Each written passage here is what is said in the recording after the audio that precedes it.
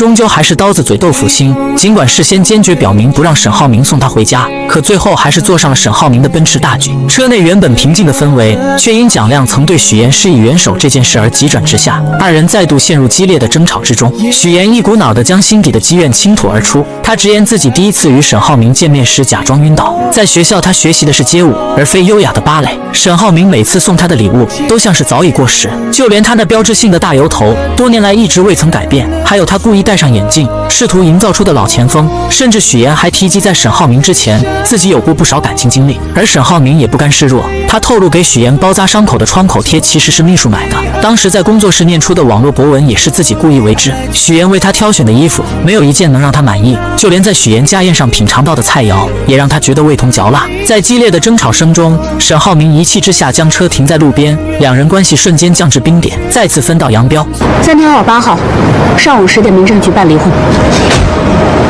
回到家的沈浩明看到沈浩辰正坐在书桌前写作业，他注意到沈浩辰最近的语文成绩有所下滑，便提及是否需要请个老师来辅导。沈浩辰却告诉他，之前一直是许妍在帮助自己学习语文。接着沈浩辰问起哥哥什么时候能把嫂子接回来，他直言沈浩明明明心里很想念许妍，却总是嘴硬不承认，还鼓励沈浩明，男生被女生拒绝是很正常的事，就算被拒绝多次，也要努力把女生追回来。沈浩明听后心中五味杂陈，回想起弟弟的话，他内心深处那股对许妍的眷恋被重新点燃。当晚他鼓起勇气给许妍发信息，希望她能再次陪自己与巴莱金先生共进晚餐。然而此时的许妍仍在气头上，毫不犹豫地以没时间为由拒绝了他。沈浩明无奈之下只好提到会给许妍报酬，可这条信息发出去后，两人之间的联系又一次陷入了僵局。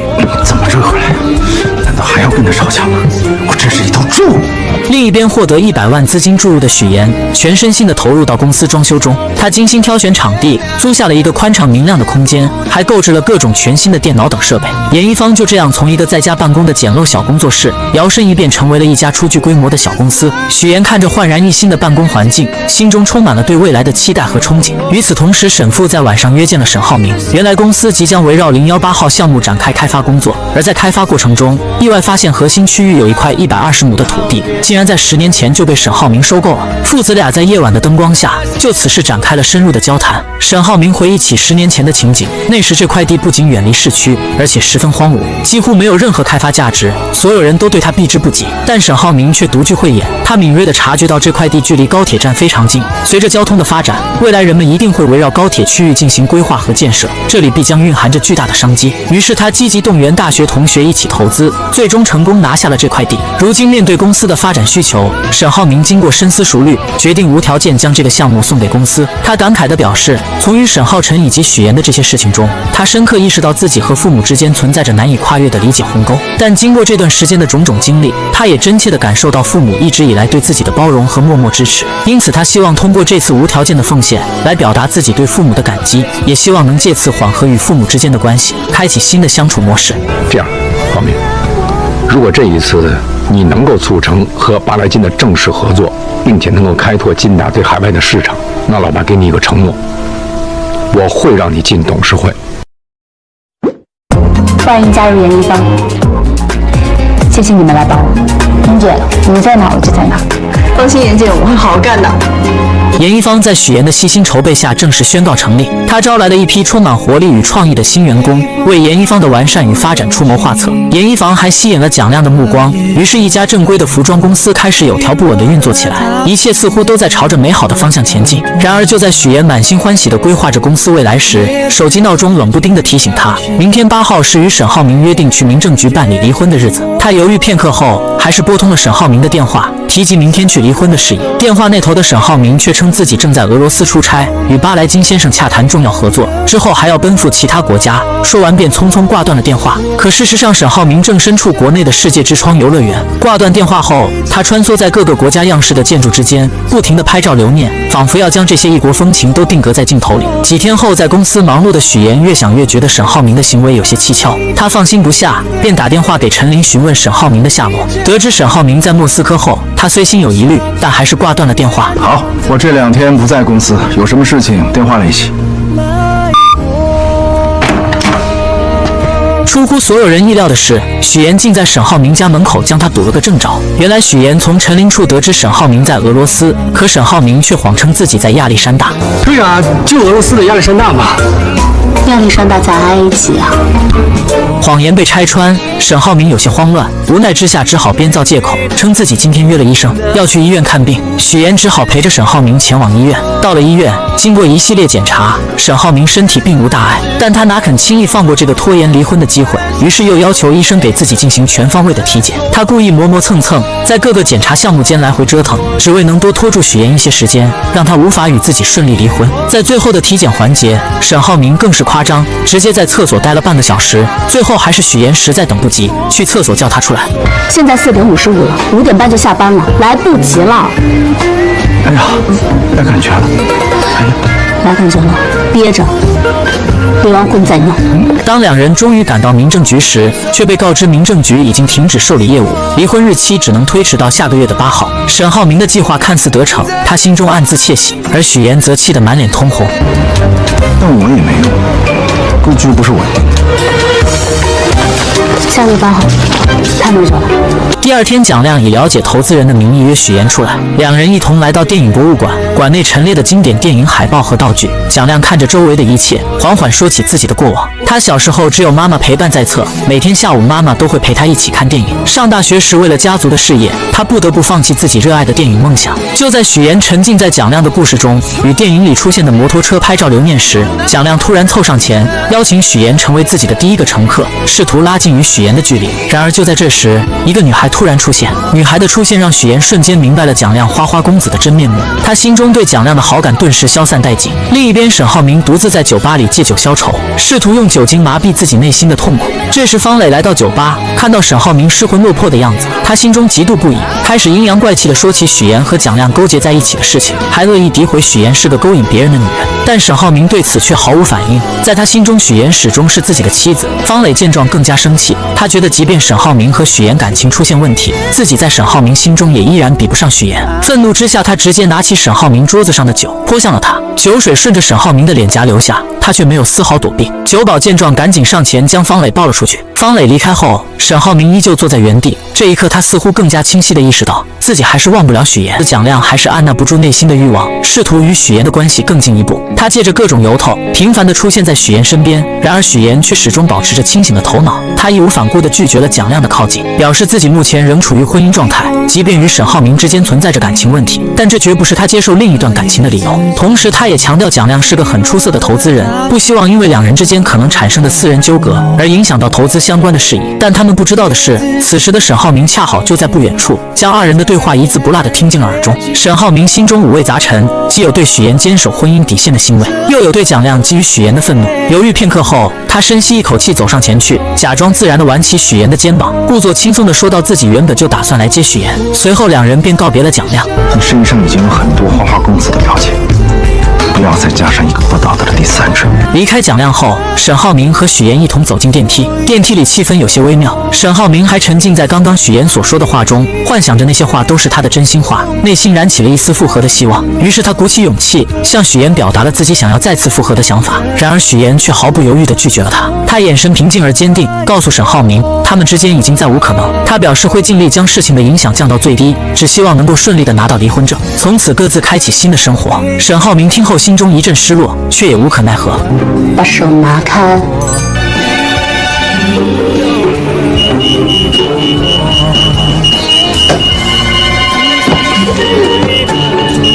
不要占用公共资源。回到家后，许岩的姐姐看到他回来，便忍不住问起他和蒋亮之间的事情。许岩没有丝毫犹豫，直截了当地说自己和蒋亮之间没有任何超越工作之外的关系。说完，他便回到自己的房间。坐在化妆镜前的许岩目光落在了首饰盒中的婚戒上，那枚婚戒曾经见证了他和沈浩明的甜蜜与誓言，如今却成了过去式。姐姐随后走进房间，好言相劝，希望许岩能够和沈浩明复合，毕竟两人曾经也有过美好的回忆。但许岩依旧不为所动，他坚定地告诉姐姐，自己现在将所有的重心都放在了严一方上，不想再和沈浩明有过多的接触。姐姐见劝说无果，只好无奈的离开。许妍独自回想起和沈浩明在一起的点点滴滴，那些曾经的欢笑与泪水，争吵与和解，如同电影般在她脑海中不断放映。她这才发现，原来二人之间的感情并没有随着时间而完全消散，心中不禁泛起一丝涟漪。而在另一边的方磊家中，方磊因为沈浩明的事情而借酒消愁，他一杯接一杯的灌着酒，试图用酒精麻痹自己内心的痛苦。就在他醉意朦胧之时，韩卫平突然出现在他的家里。韩卫平看着方磊失魂落魄的样子，心中有些不忍，便开始劝说起他来。他语重心长地告诉方磊，如果想要爱别人，首先应该学会爱自己，只有先将自己的事情处理好，把自己的生活过好，才能拥有爱别人的能力。然而此时的方磊已经陷入了对沈浩明的执念中无法自拔，他执拗地认为自己只爱沈浩明一个人，其他人在他眼中都变得微不足道。就在这时，韩卫平突然靠近方磊，吻上了他。这个突如其来的吻让方磊有些措手不及，但在酒精的作用下，他也没有拒绝。激情过后，两人坐在窗边，韩卫平看着方磊，缓缓说起这么多年来，方磊一直执着地追求沈浩明，却忽略了自己真正的需求和感受。如果有机会搞垮他，你感兴趣吗？你为什么会说出这种话？因为我不想你在深渊里越陷越深。第二天来到公司的韩卫平便以去见沈浩明为借口，从陈琳手中顺利拿到了公司战略合作计划。他趁陈琳不注意，迅速拍下了照片，为之后自己的计划做好了准备。与此同时，在研一方里，许妍和团队成员们正为第一批货物的出货量和样式忙碌着。为了能够让研一方在市场上一炮而红，大家经过反复讨论，决定从小规模入手，采用人工编制的办法制作更加精美的成衣。最终，众人定下了第一批5个款式、限量100件的计划。计划确定后，大家又开始商量如何将这些衣服推广出去。大家各抒己见，为研一方的发展出谋划策，都对未来充满了期待。猎妻一时爽，追妻火葬场。沈浩明在过往与许妍的感情纠葛中，种种不当行为让两人关系降至冰点。如今为了挽回这段岌岌可危的感情，沈浩辰可谓是绞尽脑汁。他精心策划，以自己参加马术比赛为由，将许妍和沈浩明约到了马术中心。到了地方后，他又刻意为二人创造出独立相处的空间，满心期待着两人能借此机会重归于好。然而事与愿违，许妍似乎并不领情，他以自己要开会为借口，神色平静却坚定地准备离开。更让人意外的是，沈浩明竟眼睁睁看着许妍离去，没有丝毫挽留的意思。沈浩辰回来后，看到这番景象，顿时气不打一处来。他开始责备沈浩明，认为沈浩明不该干坐在这里，而应该立刻去追许妍，把事情解释清楚，挽回这段感情。就连我们小朋友都知道，做了错事就要改。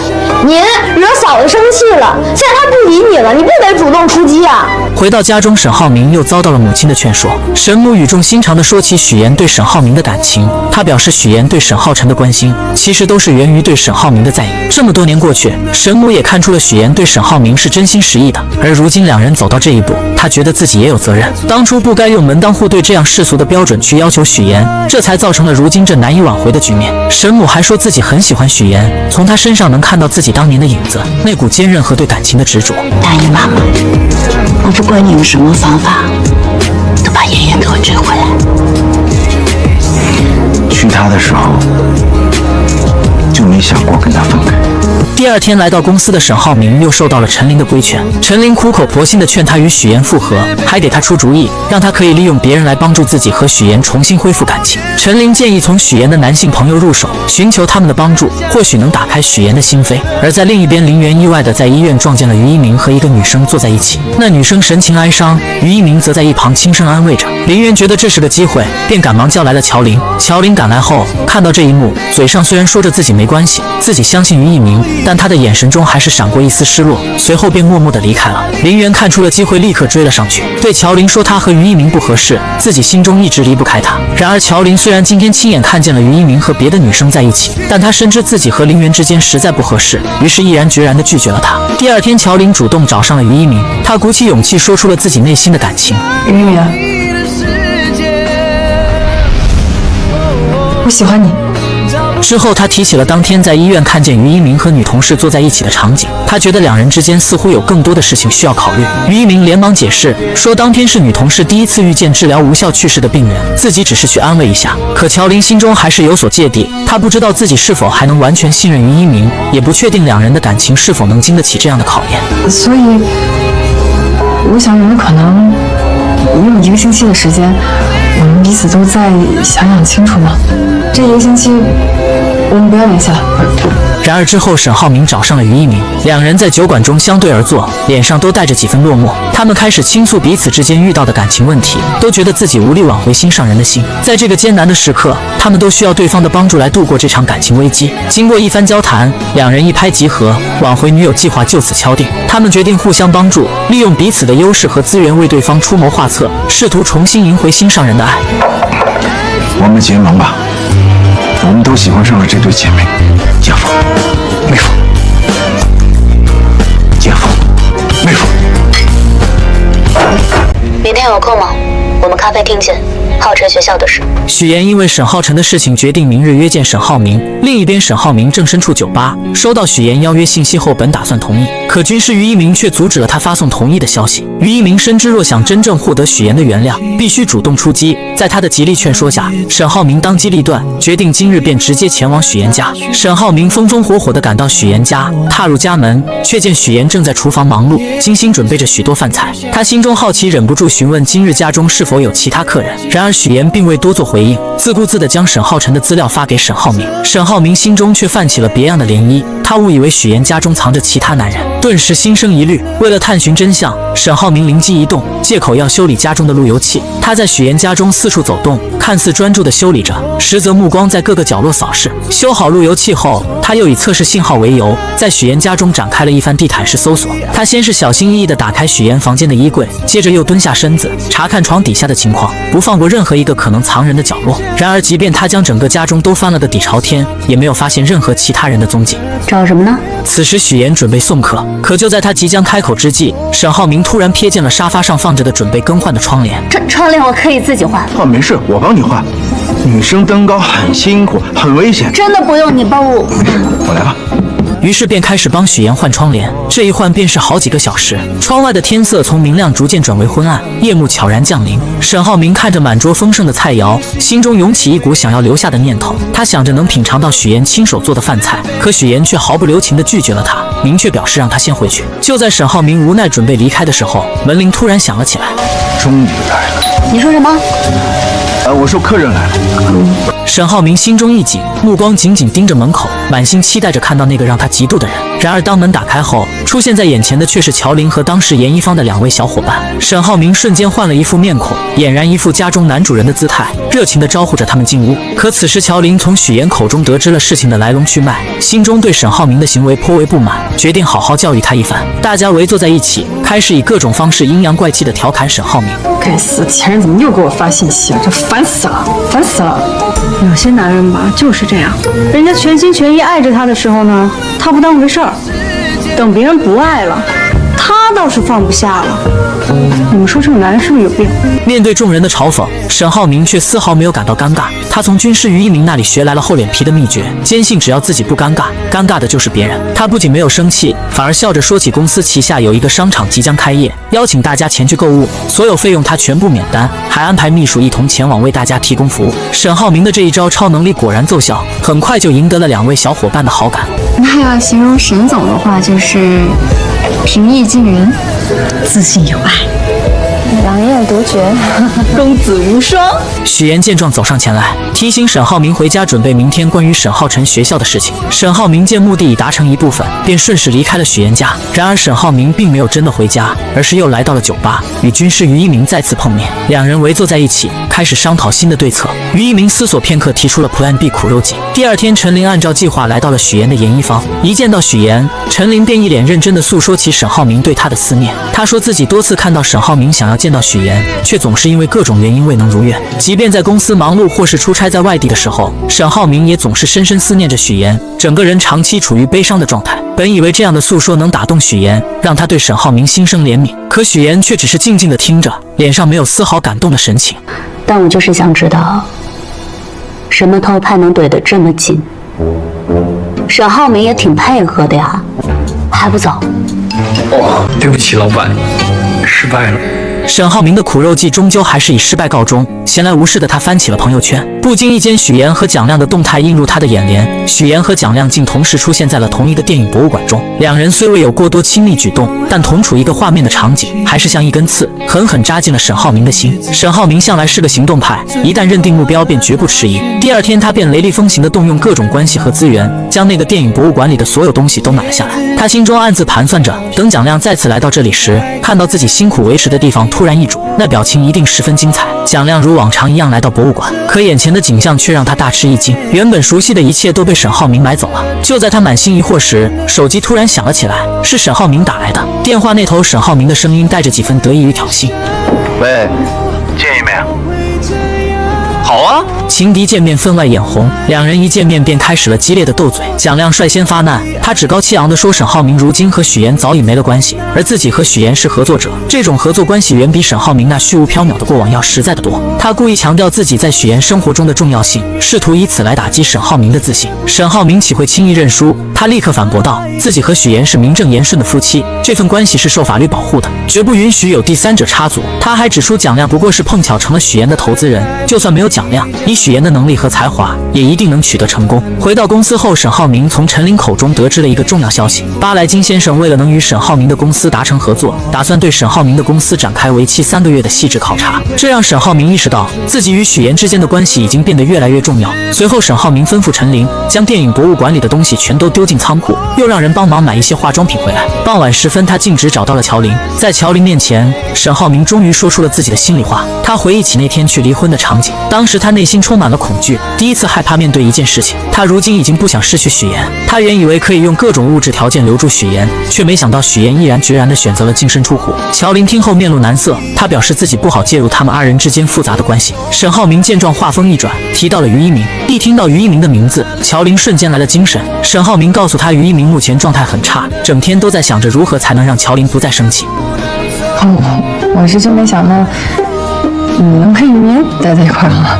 像那个倒数第一跟倒数第二互相帮忙，看在你这么用心的份上，就当是再给你一次机会吧。乔琳提到许岩目前工作十分辛苦，明天周六还要在公司加班，而且蒋亮也会在场。第二天，沈浩明不顾一切地来到了研一方，此时蒋亮正在和许岩讨论工作。沈浩明的出现让现场的气氛瞬间变得有些尴尬，但他丝毫不在意，径直走到许岩身边，开始关心起他的生活，还拿出自己精心准备的面包递给许岩。许岩有些无奈，提醒他自己正在开会。沈浩明这才意识到自己的行为有些唐突，停了下来，但并未离开，而是选择在一旁旁听。听着蒋亮提出的一些融资建议，沈浩明心中渐渐有了自己的想法。过了一会儿，他实在按捺不住，亲自展示起自己的能力。他首先明确表示自己完全不认可蒋亮提出的融资提议。在他看来，虽然依靠资本可以在短时间内让研一方成为一个知名企业，但资本是贪婪的，他会在获得高额回报的同时，将研一方引向一个畸形的发展方向。长此以往，研一方很可能会被资本收购，失去自主权。沈浩明认为，要想真正让研一方长久发展下去，必须要将控制权牢牢攥在自己手中，自己必须成为研一方真正的老板。于是他详细地介绍了自己的计划，采用预售的方式，在前期通过出货回笼资金，先集中精力将研一方的 IP 建立起来，打造出独特的品牌形象和文化内涵。等 IP 有了一定的知名度和影响力后，再开始衍生其他产品，拓展业务领域。最后一个建议，将来无论是我，或者是更高阶的人给到你建议，你可以监听，但是千万不要尽信。最终的决策是自己的判断力。沈浩明好不容易在与情敌蒋亮的交锋中占据上风，成功在许岩面前展现出自己真诚的关怀，一颗心刚稍稍安定下来。而另一边，于一鸣和乔琳这边也迎来了关键节点。终于7天冷静期刚刚结束，他再也按捺不住内心的渴望，卡着时间点，迫不及待地来到乔琳家中。与此同时，乔琳似乎也心有感应，她缓缓打开门，于一鸣那熟悉又帅气的身影出现在眼前。于一鸣手中紧紧握着一个精致的盒子，脸上带着些许紧张又期待的神情。走进屋内，于一鸣将手中的盒子放在茶几上，然那盒子里面都是沈浩明帮助于一鸣买的化妆品。原来他深知乔琳因为工作需要不断尝试新的妆容，所以他特意挑选了这些没有副作用的化妆品。于一鸣还对乔琳的皮肤状况了如指掌，他知道乔琳是干性皮肤，在选择护肤品时格外用心，挑选了具有高效补水功能的产品。就连口红他也是精心挑选，知道乔琳是冷白皮，适合928牛奶、樱花粉等颜色。他将一支支口红从袋子里拿出来，摆在乔琳面前，眼神中满是温柔与深情。乔琳看着眼前这一堆用心的礼物，心中五味杂陈。这些日子以来，于一鸣的真诚和付出他都看在眼里，他忍不住抬起头，目光与于一鸣交汇，轻声问道：于一鸣是否真的想清楚二人之间的关系了？于一鸣告诉乔琳，自己不在乎他过去的学历等外在条件，在他眼中，乔琳为了追求自己想要的生活而努力拼搏的品格，才是最吸引他的地方。这样的你，早在我心里闪闪发光了。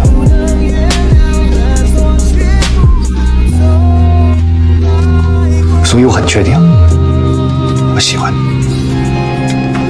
我想跟你有个明确的结果。然而大大咧咧的乔琳听到于一鸣这番深情的话语，却会错了意。他以为于一鸣这是在向自己求婚，一时激动，一拳砸在了于一鸣的胸口上。于一鸣被乔琳这一拳打得有些猛，在乔琳触碰到他的瞬间，他顺势紧紧抓住乔琳的手。但是现在不疼了，因为里边全是你。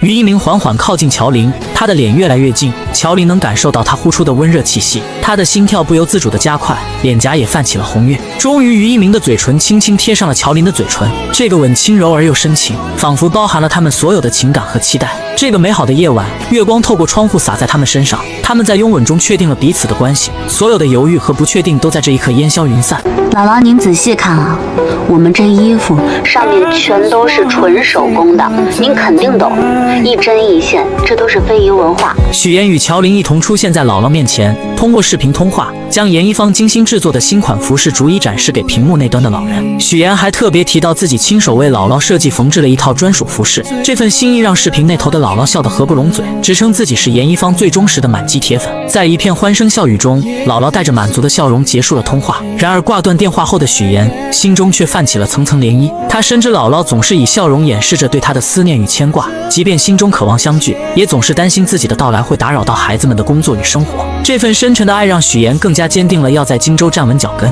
为姥姥创造一个温馨舒适的晚年生活环境的决心。命运似乎总爱在不经意间设置考验。正当许妍与团队紧锣密鼓地筹备着新一批成衣的入库工作时，一场突如其来的意外打乱了所有计划。送货车在前往仓库的途中突发故障，停在了半路上。面对即将到来的滞留金罚款和紧迫的时间限制，许妍迅速联系了冠冠，说明了当前的困境。冠冠虽即刻着手安排救援车辆，但修好故障货车至少还需3-4个小时，时间紧迫不容拖延。就在众人焦急等待之时，沈浩明意外地出现在了公司。沈总，这么慌张，是发生什么事了？妍姐出事儿了。她的车坏在半路上了。他仿佛是命运派来的救星，迅速驾驶着一辆备用货车赶到了事故现场。没有过多的言语，沈浩明首先让疲惫不堪的许妍上车休息，自己则毫不犹豫地投入到搬运工作中，将一箱箱成衣从故障车上转移至新车上。许妍坐在车内，透过车窗望着沈浩明忙碌的身影，心中不禁涌起一股暖流。他开始意识到，或许沈浩明对他的感情并未如他所想的那般淡去，他正以自己的方式，默默地尝试着挽回这段曾经的感情。看着沈浩明因劳累而微微喘息的样子，许妍终于按捺不住内心的关怀，拿起水和纸巾走向他。沈浩明接过水一饮而尽，那瞬间的满足与疲惫交织在他的脸上，让许妍的心不由自主地软了下来。他询问许妍为何要亲自参与送货这样繁重的工作，言语间透露出对许妍安危的担忧。第一批货嘛，我不想有任何意外，所以就亲自过来验收，要去看一下下一批货的情况。你呢？沈总这么大的公司，自己来帮忙。沈浩明解释到，自己是因为公司团建活动，本想联系陈琳了解情况，却迟迟得不到回应，这才决定亲自前来查看。他强调希望许妍不要因为他的帮助而感到有压力，但许妍的心中却有着自己的坚持。他告诉沈浩明，自己并不介意他的帮助，但更希望的是能够依靠自己的力量，过上自己想要的生活。沈浩明听着许妍的话，眼中闪过一丝复杂的情绪。他承认自己过去确实过于自负，没有充分认识到许妍的独立与坚强，也没有珍惜她给予的支持与帮助。此刻的他只希望许妍能够不再那么辛苦，能够活得更加轻松自在。但许妍却微笑着摇了摇头。她说，追求梦想的道路虽然艰辛，但每当看到自己的努力有所回报，那份满足感与幸福感是任何物质都无法替代的。谈话间，许妍也提到了沈浩明与蒋亮之间的矛盾。他虽然明白两人之间的恩怨，但作为严一方的股东之一，蒋亮提出的许多建议都极具价值，对公司的成长有着不可忽视的贡献。他希望沈浩明能够放下成见，以更加开放的心态去看待蒋亮，共同为公司的发展努力。随着着最后一箱成衣被安全地搬上货车，两人一同坐进了驾驶室，踏上了前往仓库的旅程。长时间的劳累让沈浩明不禁靠在了许岩的肩上，车厢内只有轻微的呼吸声和窗外偶尔传来的车流声。许岩静静地坐着，感受着肩上传来的重量，心中五味杂陈。这一刻，他也终于意识到了沈浩明和他之间的感情似乎没有结束。严一方的第一批成衣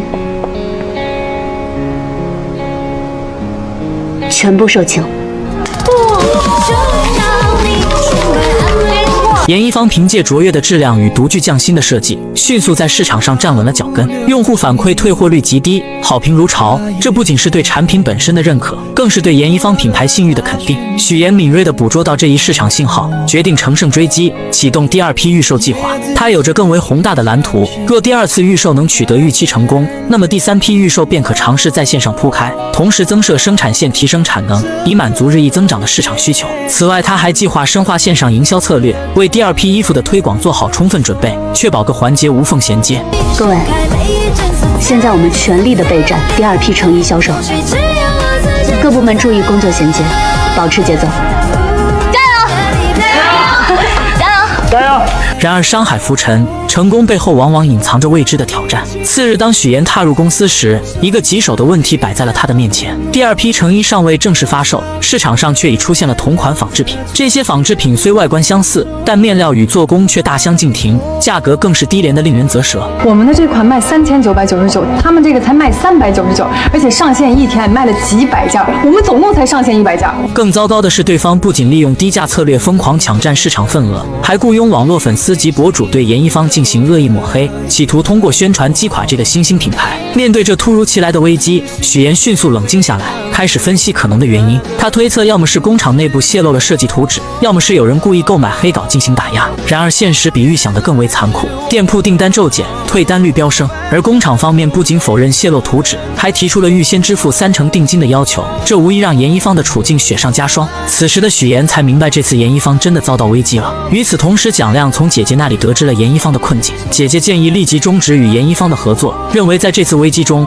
严一方很难全身而退，即便日后澄清，也难以恢复往日辉煌。但蒋亮却有自己的打算，他约许岩共进午餐，试图用自己方式给予他支持与鼓励。餐桌上，蒋亮耐心分析当前形势，表示愿意动用个人资源帮助严一方渡过难关，即便公司暂停资助，他也愿意自掏腰包。然而许岩却婉拒了蒋亮的好意，他深知蒋亮若在公司决策上与主流意见相悖，将会面临巨大的压力与非议。他更倾向于采纳沈浩明的建议，避免与资本过度绑定，保持品牌的独立性与自主性。蒋亮见状只得承诺公司只是暂时暂停投资，待危机解除后，投资将会恢复，他本人也将继续担任投资人角色。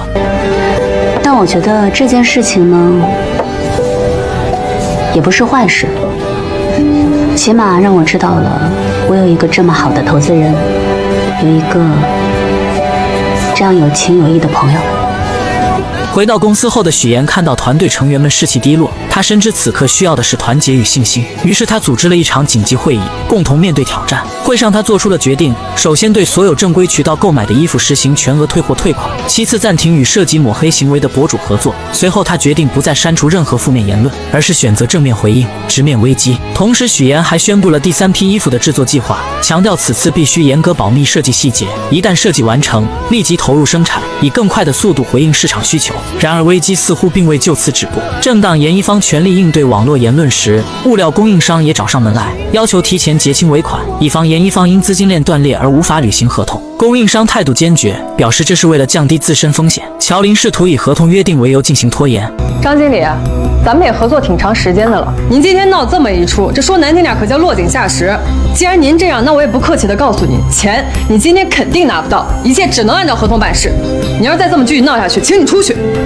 刚才开会已经说过了，如果有任何问题的话，严一方愿意承担一切后果，所以您不用担心。许愿小姐，好久不见。让谁也没想到的是，那个曾处心积虑想要揭穿许岩和沈浩明关系的男人，竟又一次阴魂不散地找上了许岩。他一来便直入主题，谈起许岩目前深陷的种种困境，那副模样仿佛对许岩的处境了如指掌。此时许岩脑海中不由自主地浮现出蒋亮曾说过的话：很少有初创品牌能在短时间内被迅速推到风口浪尖，这背后大概率是有人在暗中操控。你这是在善意的提醒我，还是在警告我？可面对许妍隐晦的试探，男人却满脸无辜，坚决不承认有任何幕后操作，还一本正经地宣称自己是严一方的粉丝。然而话锋一转，他还是暴露了真实目的，直言自己关心的始终是金达公司和斯拓公司谁能与巴莱金的公司达成合作。接着他又就是重提，强调之前在度假村的提议依旧有效，只要许妍愿意在公众面前宣称自己和沈浩明的关系破裂，他就能立刻帮许妍解决眼前的燃眉之急。2000万资金瞬间到账，许妍听后内心没有丝毫动摇，他毅然决然地拒绝了男人史蒂夫的交易。在他看来，这不过是自己人生道路上的一道小坎，他有信心凭借自己的能力跨过去。随后他礼貌而坚定地示意史蒂夫离开。然而命运似乎并不打算轻易放过许妍，一波未平一波又起。严一方刚遭遇外部危机，内部又出了大问题，财务总监突然提出离职，而且态度强硬，声称明天就要走人。许妍顿时慌了神，要知道公司所有的账款往来、供应商对接，可都是这位总监负责的，短时间内根本找不到合适的人来接替。无奈之下，许妍只能搬出合同条款，强调财务属于特殊岗位，必须提前1个月通知离职，以便做好工作交接。可财务总监却不为所动，两人因此在公司里发生了激烈的争执，气氛一度十分紧张。就在这时，林涛意外出现了，他深知财务岗位的重要性，一进来就严肃地指出，必须确保后续工作的连续性和稳定性，移交的材料也必须真实可靠。严总，希望你找一个有经验的人给我交接，否则啊，过时不候。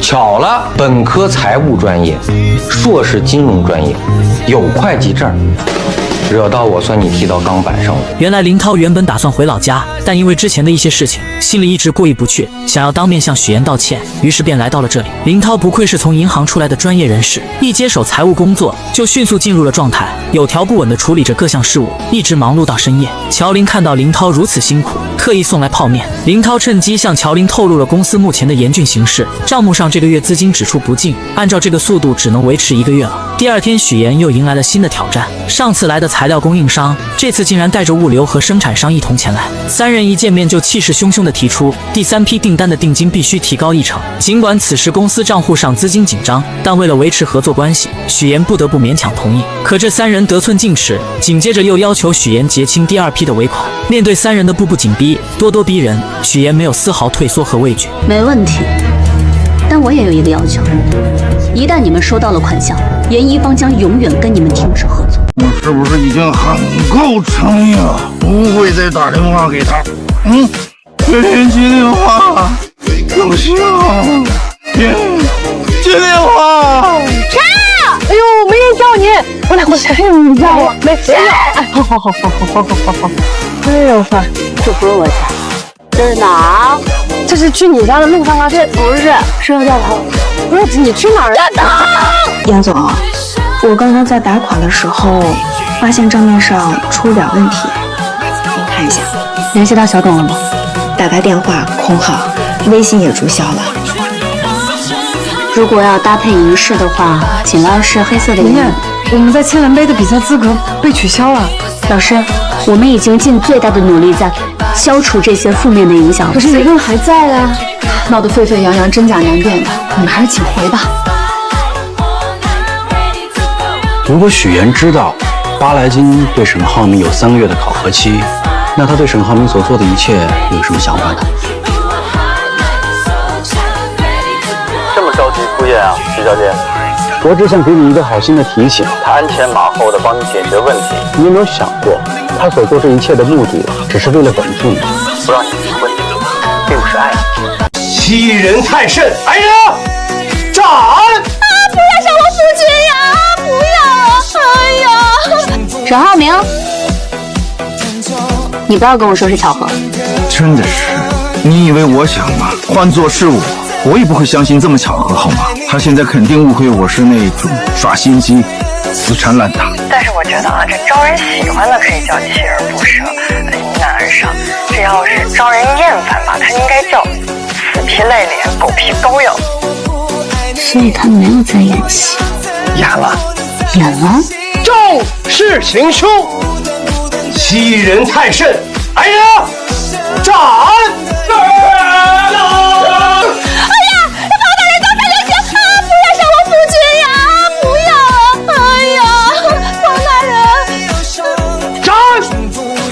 是真的爱演戏啊！